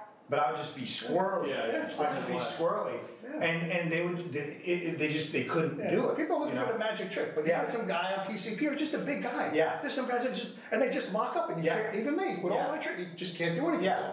You have to hurt that guy. And that's the thing. Is it like when we get target fixation, and if we only know how to do one thing, or if it's like those guys trying to take his arms back. They were probably so amped. That's what it was. That they didn't even realize, whatever they didn't, and they didn't have like any kind of flow drill to go. Okay, we go here, and if that doesn't work, then we go here, and if that doesn't work, we go here. Because you can't just learn. Okay, do this, or you can do this, or you can do this. You have to work a flow drill so that if you're grabbing a certain way and I start to turn, you're ready for that. Right when it's You're instinct. already- I'll tell you a perfect example. We had a guy that assaulted an officer during the game. I wasn't there. So there was already warrants out for him. That's why they were going to confront him. We went up getting away. I was working a side job. Spoiler alert. Yeah. No, not on me. You get away. Hey, you got away on those guys. But then I seen him. I'm like, yo, that's what's his name, right? He still got warrants? He goes, yeah, because we signed a warrant against him, for assault. So anyway, long story short, we confront him. We get him cornered, and right before he gets on this elevator, and put his hands on the wall. I let my partner, who's the detective who signed the complaint against him, he's dealing with him. I'm just kind of like standing back. And I got him by the wrist and probably by like his bicep, just holding his arm on the wall, not doing anything to him. Well, he gets him a little bit amped up. This kid was I won't mention the gang, but he was with a gang. He pulls off, and I get him in Waki Katami, it's a judo hold, then I get him in Aikido Sankyu. I got him like 20 different moves in like 2 seconds, and then his arm behind his back, then I had him by the hair, and he's yelling and screaming, you're breaking my arm. I'm like, in 2 seconds, I'm breaking 3 spots. Yeah. I'm like, cuff him. But I did it so quick, with no thought process, like you said, the flow drill. And I hadn't practiced those techniques, in all honesty, at that point, probably like 8 years. Yeah. But I had done it so much, and then I remember talking to Carl the next day, because I run shit past him, and like, hey, what do you think, He goes, yeah, beautiful, great. He goes, it worked, that's all that matters. Yeah. Well, like Jim says, what works, works. Right. But you gotta have the training to do it. You can't do like a 2-day class and then expect that guy under stress. Right. That's not gonna happen. Right. So Jack kind of asked us earlier, and you went a little bit into it, but just you can show like what are some of the strikes that you might see, for instance, in World War II style, in gutter fighting or whatever else, that you might not see in other styles, or that might be buried in other styles out of one of 8 strikes. Because I know like hard strikes, the cross strike with a knife disarm, things like that, the shoulder stop. You get a lot of brachial stun stuff. It's all in the traditional martial arts. Right. I would say it's how it's delivered and how it's taught. Right. So instead of going through traditional type kata, which is not wrong with it, people that understand there's very few and far between real, what I would consider real martial art guys that you could go train with, that you're really going to learn the real martial art, the real karate, the real Japanese kempo and stuff. But as far as the strikes, which you've trained with us, the edge of hand blow, that was like the secret blow of Japanese judo jiu-jitsu. That blow, you want to punch that hard? No. But I can guarantee it, I can break your wrist, I can, definitely knock you, I know for a fact, I knock you out. Right. A killing blow would be right across the windpipe, crush the windpipe unless you trade the guy. I took my screen out of the shot so you guys can demonstrate if you want to. Yeah, I'm at the 3-way like now. if you want to like just show, because I don't know if you guys, if you've never experienced a brachial stun, you can do this to yourself. Just right across the side of your neck. It hurts like fuck. It's like here. And do you know the physiology? Do you know the mechanism behind it that causes that? Carotid. Well, what you're doing when you hit with the edge of hand blow to the side of the neck, generally you're stimulating what's called the carotid sinus reflex, which is a drastic drop in blood pressure and heart rate, and ultimately it's a safety mechanism. Which even when you knock somebody out, when you do the carotid artery choke, let's say, just like, so it's very simple. It's fairly safe. Unless the guy had like an issue that you didn't know about. Right. But even then, I can't even fathom that I would kill somebody with. And you got to know again through training how much power to apply. But it's such the problem. The great thing I think about World War II combatives, it's unconventional. Yeah. So I'm standing there, I'm playing like we're talking side away. If I'm standing here like this, someone throws a punch. One of the easiest methods to deal with somebody that throws a punch is just raise your elbow. Let somebody put their elbow up, make a fist, and then punch them in their elbow, and they're going to break their hand. At the very least, if it doesn't break, they're not going to do that again. So it's very simple. A lot of guys teach this for shooting, that's fine too. But you want to protect your general area, your face and your neck, and your throat and the back of your neck. And they use that for the spear technique too. The spear technique, But having that up here, it fits right in with having a firearm back here or a handgun. But edge of hand blows to the side of the neck. Again, obviously, if you go to the front, there's a good chance you crush the windpipe. It doesn't take much. The guy's probably dead. If he was over, I just bent over to the base of the neck, again, knockout, or you could dislocate the cervical vertebrae at the dens bone. But again, just against the form, you can do it anywhere. It looks people who never trained it, you know, make your comments, but until you train and someone's actually grabbing you, and just, when guys, like when you came over, Yeah. and we put pads on, and just come with an edge of handle, I mean, you feel it. Oh yeah, after Your arms are dead. after like everybody after like the whole day, everybody's just kind of sitting there like trying to eat. Well, I'll tell you a funny story. One of the first time I taught after Carl passed away, and I got the school opened up in Paramus, I had two guys come down. One was Frank and Rob. And Frank just retired from NYPD to 25 years. My buddy Rob is in security, now he's in law enforcement. And I didn't know this, so they came down, I just had those two. They were my first two guys by myself. So we do I run them through a drill, and I train them just like Carl would train me. And they're gonna feel the technique. If you go loose with people, they're gonna leave there and say, oh, shit, don't worry. You gotta hit people. Yeah. So what I didn't know, we were talking about this maybe like 2 or 3 years ago. I'm like, by the way, what did you think when you came, like, you know, in '97 to train with me? Like, what was your impressions after the first day? He goes, bro, we went upstairs, we were sitting in the car, and he goes, and you left? And me and Frank was like, dude, I can't drive. He goes, can you drive? He goes, no. He goes, we couldn't close our hands. Yeah. Literally. He goes, we sat there for like an hour until like we started feeling the back of our hands, and you know, and I kind of like did a number on it, but you know what? He goes, Frank left and said, Jesus, where was this for the 25 years I was in NYPD? This is the shit we were looking for. Yeah. And that's usually the response I got. Like, hey, this is what I'm looking for. Yeah. You know? Like, I'm a huge fan of boxing. Like, and not as a sport, but I think that it's, you know, it's one of the most revolutionary, like, Boxing's great. Yeah, you know, hand to hand. And I'm not a boxer. Like, I'm not a great boxer. But I appreciate it. However, the thing about boxing also is that in a fight, even a lot of like really well trained boxers, if they get in a street fight, they break their hand. You know, there's just so much that can go wrong if the guy, you know, kind of and you catch it the wrong way. The thing about the edge of hand is You still use a gun afterwards if you need. Me and Jim, one of the last times we were training, we were doing some basic self-defense stuff in his basement. And he goes, well, what do you think, what do you like to do against just a basic wrist grab? And I just was like, so he went and grabbed me an instinct, and I just pulled away, and I came right back. And he was like, bro, he goes, how fast you are with those blows, because that's what I specialize in. So that's like my thing, you know? And we all have our specialty. I know Jim's specialty probably in the real face. He's gonna punch you right, just like they're both just gonna probably punch you right in your face. Right. That's probably what you're gonna see. Jim's specialty is a heavy right hand. A heavy right hand. And yours is one of the. I mean, you don't like see too many people doing these chops anymore in martial arts or hand-to-hand combat, but. Ooh, you catch somebody with one of those chops, you will fuck them up. I know you will. Oh, yeah, it works. I mean, you've been doing it for so long. Yeah. Like I said, it's so unconventional. Either guy takes a boxing stance, we would attack the guard. So we would attack their arms to get to the side to clear the hands. Well, because you do the short and long, right? Yeah. So if I were coming in with a boxing stance, can you guys see this? I can take my little box down again, and you guys can. From this side, but this is just we're doing it in this kind of setting. Go ahead, guys. Okay. So if a guy had a basic guard, Carl didn't like this kind of stuff for street fighting because one, I would punch you right in the back of the hand and punch you in your own face, stuff like that. Yeah. But we would attack this guard. I'm not so much worried about you throwing punches because I got guards I could take with the edge of hand. Right. That's old school. Matter of fact, old school boxing had this. Isn't that Wing Chun also like you attack a punch with a punch? Kind of. Yeah. Well, most systems do have that. Yeah. It's stop. Yeah. But what we would do is just come in hard. Not in this way, then turn and come in this way. But it's when you do it real quick. I can tell you, Jerry Cooney, the professional boxer back in like the 70s, 80s, big guy. Yeah. He taught at our police academy. One of the guys had a connection and he brought him in. And he seen me doing it. And he goes, what are you doing? And I was like, take a boxing stance. And I did it to Jerry Cooney.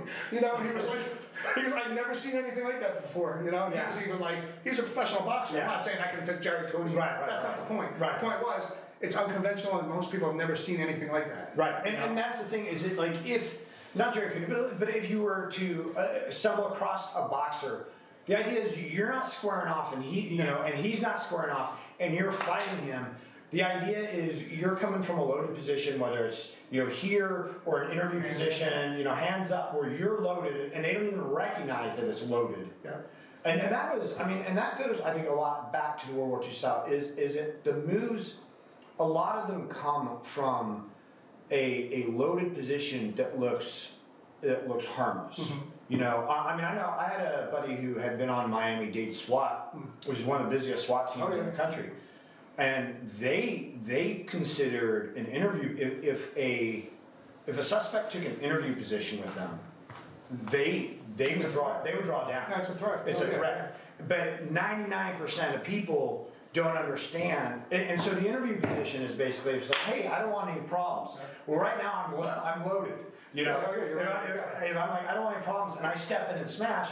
So like people don't realize how hostile, not how hostile, yeah. but how aggressive these seemingly. Oh, yeah. And these you know, guys are learning this shit. I mean, that's what Carl was fortunate because I'm not going to get into everything about Carl. I mean, you can go and read it up on the internet, but the guy had to go back. Yeah. And real shit. Yeah, he had a law enforcement background, and then something else, and then he had some other And then background. he had some other background, you know, part of Tang, part of other things, and you know, Jersey. yeah. And the reality of it is, he said the toughest guys he ever had to fight were prison guys. Prison, what he would call a street skeleton. He goes, not some martial art guy. He goes, the hardest fights he ever had to fight. He always said that were street guys that came up in the street. That came up, didn't know their father, you know, were beaten by the spouse's, you know, fiance, whatever, and they just came up in the street. He goes, they were the toughest guys that he ever had to fight. Not so much trained martial art guys, because martial art guys are kind of predictable, you know. And that's the whole thing too. If, let's say you like boxing, and you did 3 months of boxing, 3 days a week, and you got pretty good at throwing Yeah. punches, you know. And then you get a beef with somebody who just happens to be a Golden Gloves boxer. Yeah. Well, you play his game. Yeah. Like I always say, never play the other guy's game. You're going to lose. Yeah. You're going to get your ass kicked. It's real simple, you know. Yeah. So that was what Fairbairn was saying was, even a highly skilled judoka, a boxer, that if you attacked, this is Fairbairn's motto: attack first, and keep on attacking till the enemy is no longer a threat. But that's up for you to decide. I would say you're unconscious, or in a military situation, he's waxed. He's Yeah. dead. Carl, when I remember one time, we never sat in front of Carl's house, and we were sitting out there, he was smoking. At this point, I probably had like 10 years with him. I said, let me ask you something. I go, if you had to tell me one thing, whether it be a technique, a concept, a principle, what would it be in regards to a real fight? We're not talking about a bar brawl. We're talking about someone trying to ice you, trying to kill you. 1 or 2 more people, right? He was like, took a puff, he's like, do your worst, fast and first. Yeah. And he goes, that's all you really need to know. How you get there is really how you First do hit it. hard and keep on hitting. Exactly. Yeah. So the guy's a public, you know, and that was it. And he was really right about that. Yeah. And again, it could be from lethal, even as law enforcement. You see a guy, and you give a guy time, and I see it all the time, and you give him time to think, worst thing you can do. Yeah. Now, sometimes even in a street situation, I walk out here, I get confronted by 2 guys, and they're doing their whatever. Hey, bro, you got the time? Hey, bro, you got a light? You know, they're trying to get me to think. Yeah. You know, you might want to throw something right back at him. Hey, don't I know your mother? And for a split second, it's going to fuck him up. Yeah. And then you got to hit him, or you go the other way, whatever. Yeah. You know, that's an example, but, you know, that's the kind of stuff that, you know, and then Fairbairn said that. It doesn't matter how tough anybody is. If you just attack them, keep on attacking them, you're probably going to win 90% of your fights. Yeah. Speaking of which, you brought along some accessories. Toys? Yeah. Yeah. I mean, like, everybody's familiar with flashlights and how you can use them as you are, say, to blind people.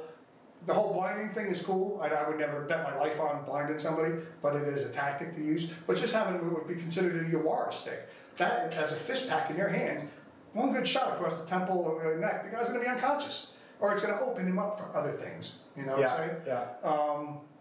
Carl's big thing was, I mean, he loved edge weapons too, but impact weapons. And this is a custom-made blackjack that he bought. Brother, I've never even seen a blackjack in actual life, like outside of Really? spy for spy comic. Yeah, I mean, this right here, when law enforcement actually was able to be cops, you know.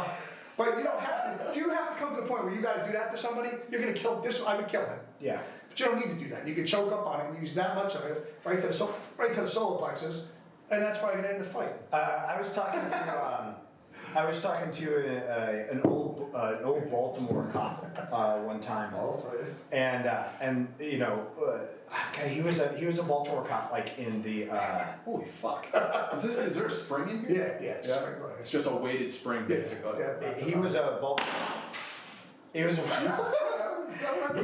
he was a Baltimore cop in like the 40 or 50s, I think 50s, 60s, I can't remember when. Anyway, Yeah. they used to have the wooden billy clubs, Yeah. right? Which I guess were quite a bit different. Problem had blood in the. Yeah.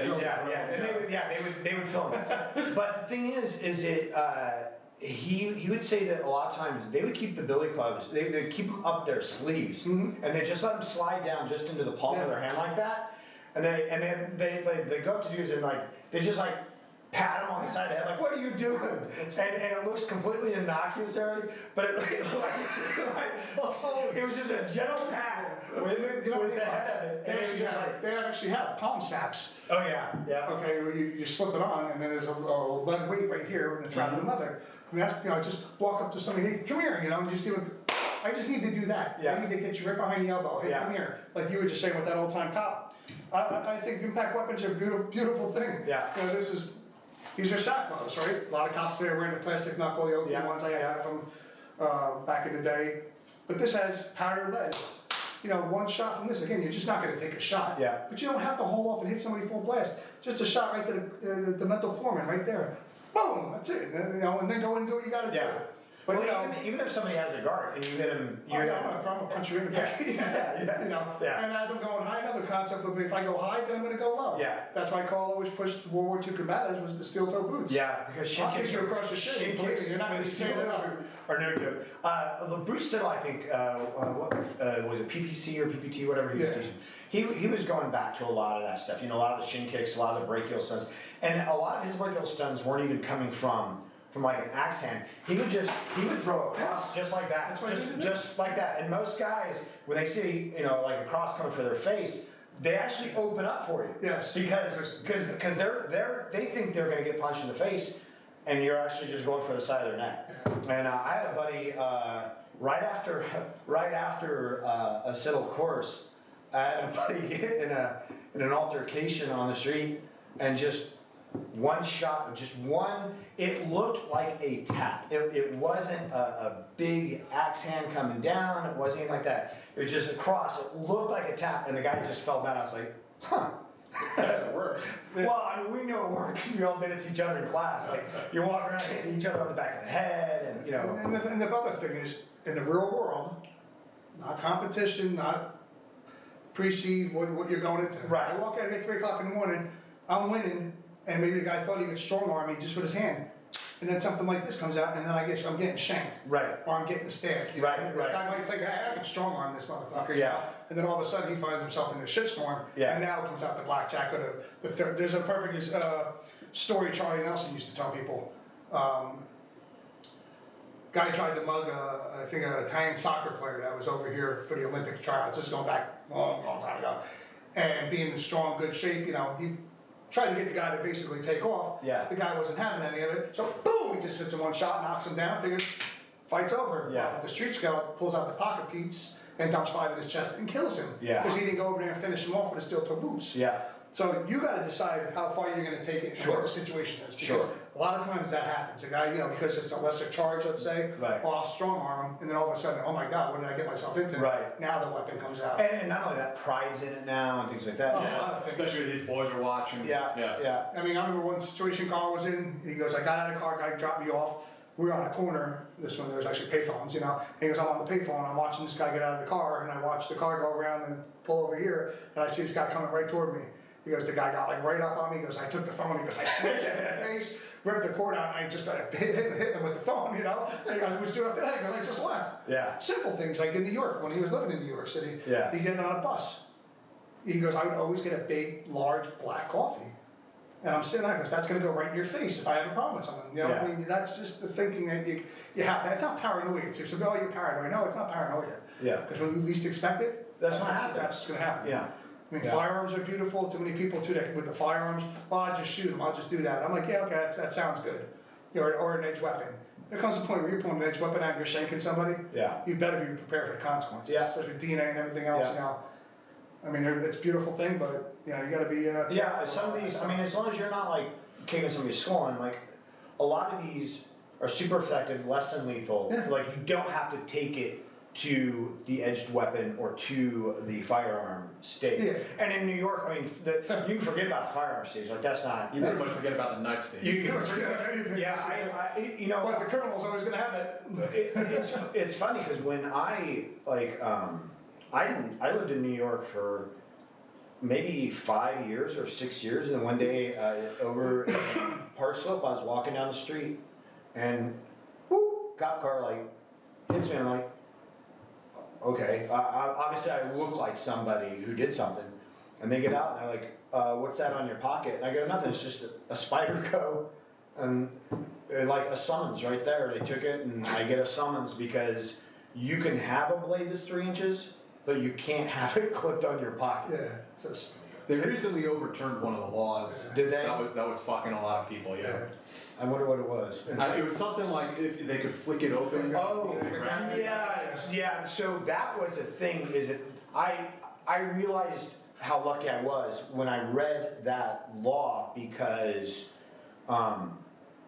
if they gave it a flick, if they gave it a little wrist and it opened, they would designate it a gravity blade, which was like a felony here. Yeah, it was a good bust for an NYPD. Oh, I got two kids that got locked up for blades, not too long ago, and they came up to me like, we were in the city, bro, we got arrested on like. I went through a New York City municipal building one time, had to go through a metal detector, and put my backpack in it, didn't think anything of it at all. And they find in there, I did not remember at all, I had my karambit in there. Really, one of those really nice fox karambits. Yeah. And the woman pulls that out, she's like, what's this? And I showed her, I was like, it's a karambit, I'm sorry, I totally forgot it was in there. She's like, well, that's interesting. I was like, for sure I'm going to jail. And she's like, well, come get it on your way out. I was like, wow. damn. Like, it's a shame that it comes to that because, we can get into that whole subject, but it's a shame because the criminal is always going to find a way. Sure. To get what he wants to get. Sure. He's not, purchasing a farm legally, he's going to carry something illegally. And if they ban them all tomorrow and there's no gun, guess what? There's always going to be a gun. The cop on the corner that's sitting in his patrol car is going to have a gun. That's why I get pissed off. What do you think when you see like all this crazy stuff? Like I saw it when I was in London a few months ago, and there's signs everywhere like Billy's been knife free for 6 months. Like what the fuck? Yeah. And apparently there's some commission in the UK that recently said like there's no place in the modern world for sharp pointed blades. Yeah. I guess they didn't learn their lesson from World War II when they were disarmed themselves. Something ever jacks up again. Well, and what's great is it's just stupid. It's like wow. What's great is these are all people who have federal protection, and in the civilian world, so many of the outspoken critics of various gun laws or whatever or have bodyguards. They have armed bodyguards. They have retired cops who are carrying, and it's like, you guys don't need guns, but my family, we need protection. We need armed protection. I'm pro Second Amendment. I feel you should be able to carry. The only thing I would say that comes along with that, when you think about think of some of the people that that they could go and get a permit to carry without any training now. I would say you gotta have some kind of training. That's the only thing I would say. I don't. It's all confusing to me, and because I don't pretend to know. Like, well, I mean, it's the hypocrisy you're commenting on. I mean, it's like here we're having our climate summit, and here come all the royal family flying in their private jets like the Gulfstream G5. Exactly. And they're telling us like, you can't drive your car. You're immoral if you drive a car to work there, Dave. Right. It's like what? Right. The whole message is like, let them eat cake. Yeah, that's exactly what it is. It's like, hey, you can rent that electric scooter for $1 an hour and drive that across town if you need to go somewhere, Dave. We're having our fucking Gulfstreams. Yeah, You know what I mean? Exactly. Yeah. Oh Jesus. Yeah, it's politics. The whole thing is just fucking. It's bizarre. Well, hey, if you guys have any questions for Clint, ask him. We'll run this for another 10-15 minutes. Yeah, sounds good. Before we roll out. So if you got any questions for Clint, did we miss anything? Or is there anything that you wanted to talk about that we missed or anything like that? How do I know you again? You can tell that story. No, it's just funny that the whole group of us, how we all know each other. Like I met Jack through Jim West, and then we trained a couple times at gyms. They came down to my place, and I met Dale because I was at Dale's 6th degree black belt when Jim promoted Dale Comstock to 6th degree black belt. So I got to meet Dale, and then later on shoot the crap with him back at gyms. I met you back in late 2001. When you called me from wherever, and I'm like, yeah, okay, buddy, yeah. I train, or I used to train. I haven't been training lately, but I used to go wherever I could to find somebody to train with and learn from, and always had an interest in it. And I don't remember how I came, it was probably like on Bullshido or something.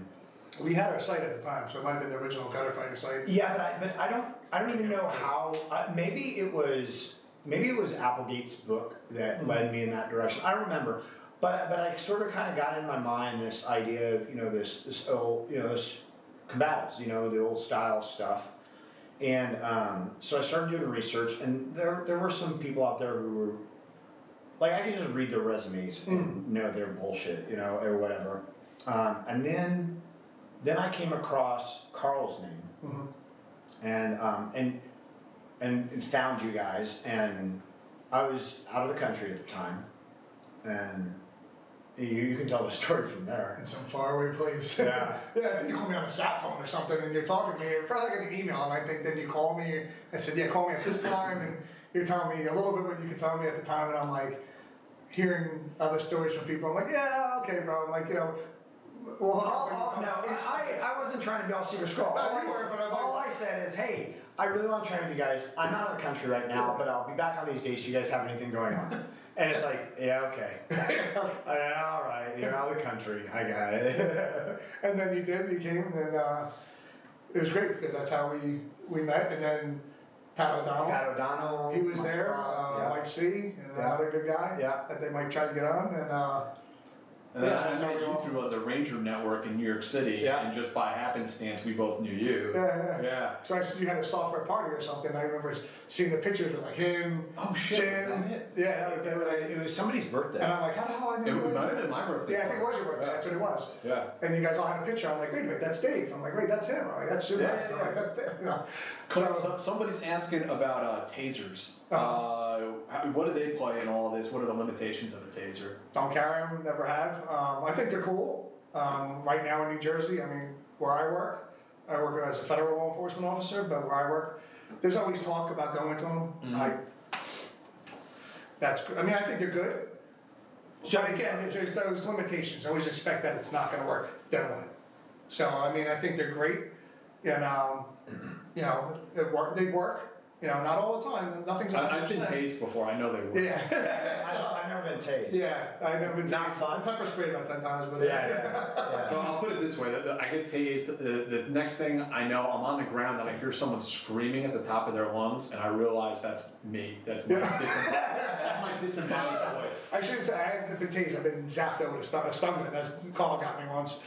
Now, stun guns are different than tasers, though, right? Yeah. And what's the The difference? taser is that the two prongs goes into you and you ride the lightning for like, what, 7 seconds? I think so, yeah. Yeah. It could be set, I believe, too. But like I said, I don't carry them. I don't know too many people that do in Jersey. Now, are stun guns effective or no? Anybody know? They could be. Depends how you use them. Oh, yeah. What's the future going to be like for cops? Are new training programs coming in? Are they improving and adapting to improve? I think firearms, though, has come a long way. I gotta say, being a firearms instructor, medical, I mean, I gotta talk for like where I work now, but I worked for several different agencies. I worked for a state agency, a local, and now I work as a federal law enforcement officer.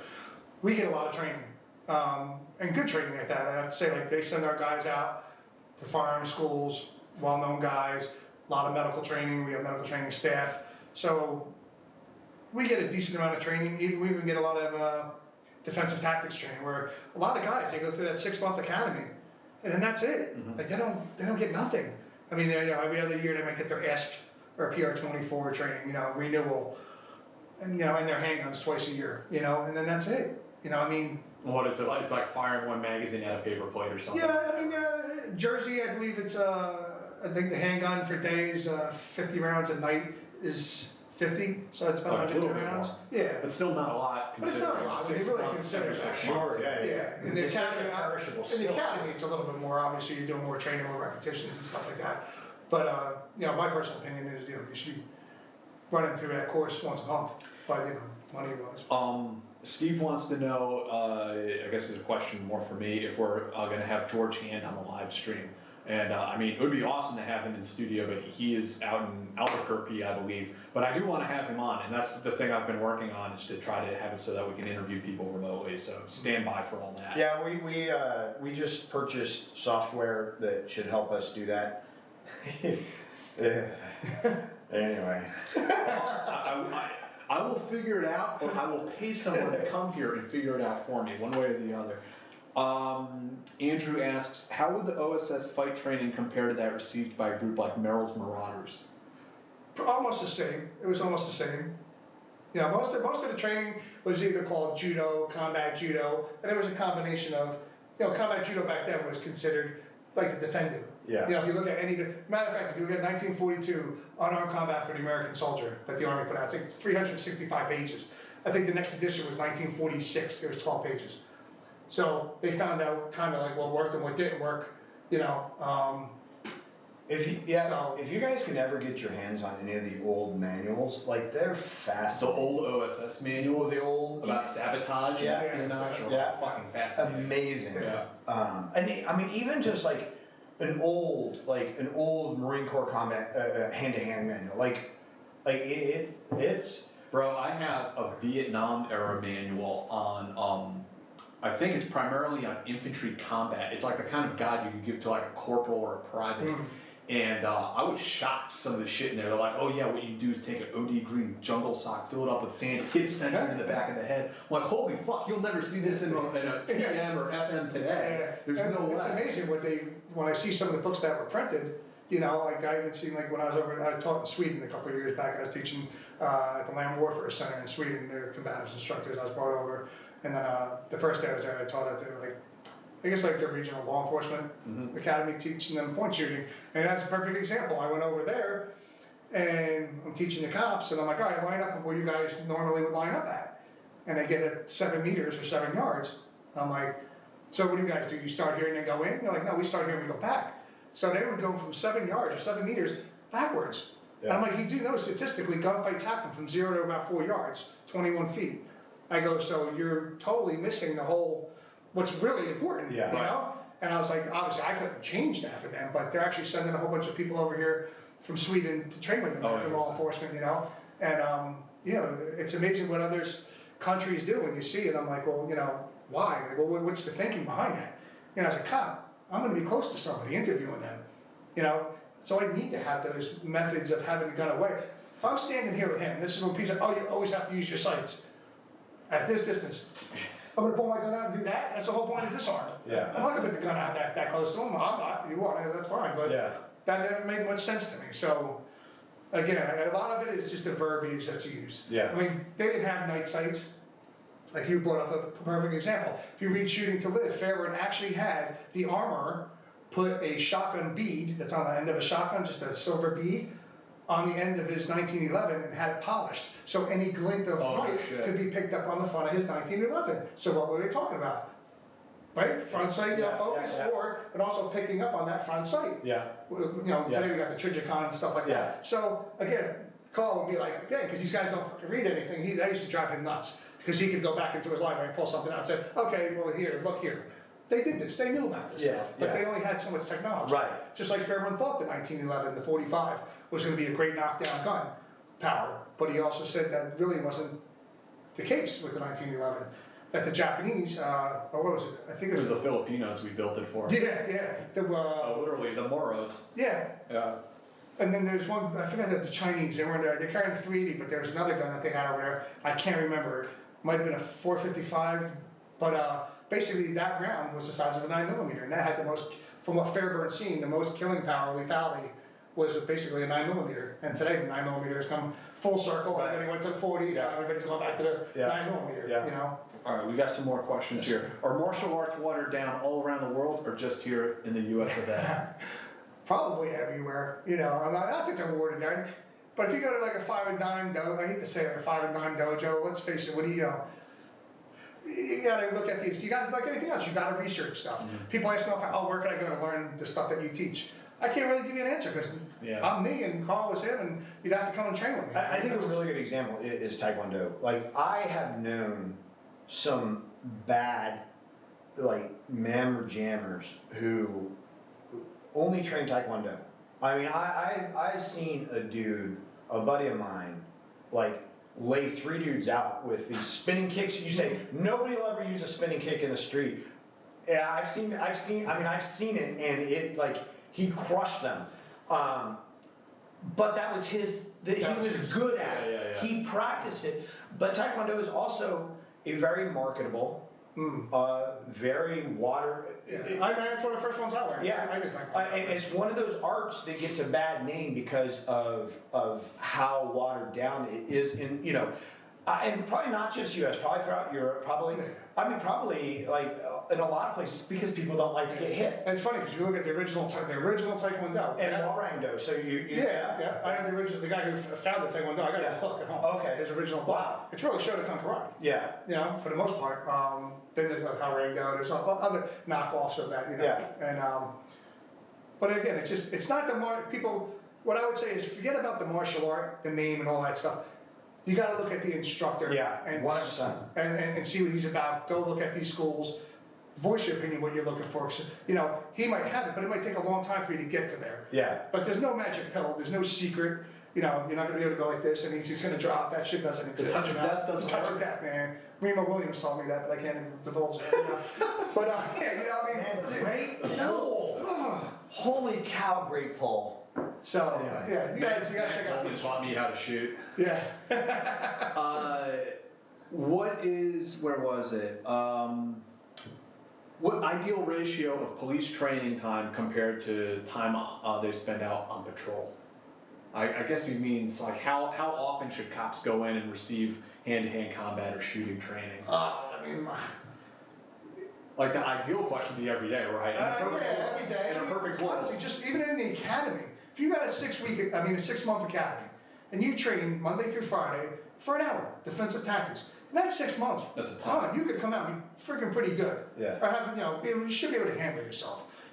Size plays a difference. Being a man versus being a female. People want to talk about certain things, and I watch and I'm like, it makes a difference. I'm 6'1". Yeah. If I'm gonna try to fight you, Clint, like you have the weight advantage on me. Oh yeah, I'm 230 pounds, 6'1". A girl that's 5 foot, I don't care if it's Charlie Rousey, you ain't putting me in cuffs. It's not gonna happen. That's just, I don't care who you are, no female's gonna do it. Yeah. I've been fortunate enough, and I'm not bragging because there's nothing to brag about, but thank God through my training, my mindset, and everything I did get from Carl, that there hasn't been a situation since I've been in law enforcement that I never had a problem getting somebody in the cuffs or getting a situation under control. And I'll be honest with you, it was never nothing secret or whoop-de-doo. It was so basics, and getting it done with quick and not giving the guy time to think for the most part. Someone wants to know about defending from a large dog attack. Large dog attack? Yeah. It depends on as a police officer, I have my ways of dealing with that. There are things that you can do. Yeah. I've been attacked by a dog, so I know. I had plastic surgery to my face and my neck because I got attacked by a dog that took half my face off. Jesus. Yeah, when I was younger. I wasn't a cop at the time, but so I know what that feels like, And So your techniques weren't that solid then? no.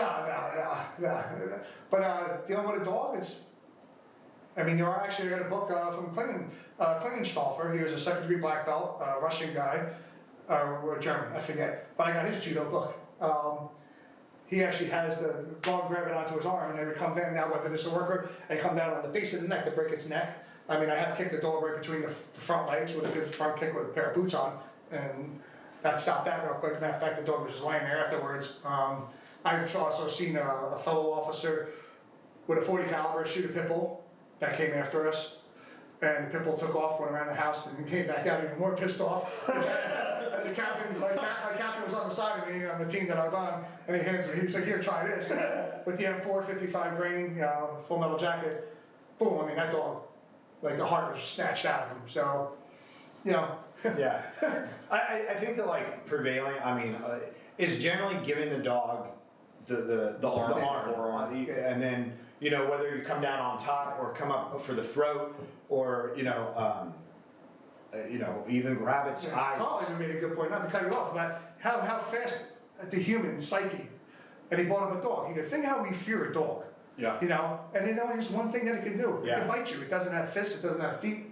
you know, It's and a good how point. we fear that, you know. Yeah. There's a situation where 2 dogs were let out on him after, And that's he just hit the streets and somebody had stole something from him and he needed to go get a car battery. So he goes, I go there and I see my car battery. He goes, that's my car battery. And the guy closed the door on him and then let out 2 German Shepherds. He goes, being 230 pounds and just fucking pissed off. Because these dogs came at me, I was just like, ah! Because they just put the brakes on, they took off. He goes, my wife was there, you can ask her. So that's always happened. You know, but you can also do with some guys I know. Matter of fact, CJ Karachi, he was original SEAL Team 6 guy.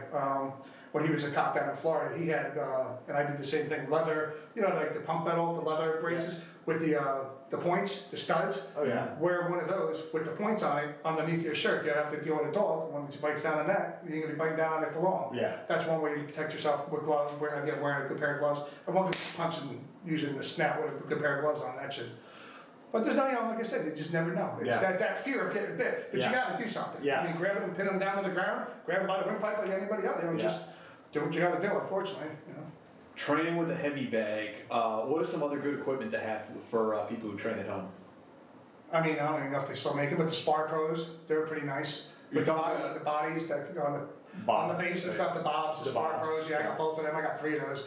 I don't know if Those are great, Yeah, yeah. we had those. They're good. Nothing really replicates, especially with the blows that we do, than the human body and like putting pads on, having somebody else there, or making stuff. I to be honest with you, most of the stuff that was sold commercially, Carl would break within a session or something. So eventually, in his basement when I first started training him, we just built stuff that was spring loaded with duct tape and pads and 2x4s, and we just made our own stuff because the average stuff is not. Yeah.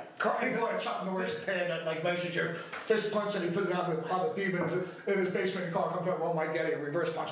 And punched this friggin' thing, and the spring flew out of it, the timer flew out of it. It was great. But Carl was like Jim, and Carl was made of iron. He spent so much time, even because I met Carl when he. Short things. Yeah. Carl had his way. Yeah. They both came from that traditional background.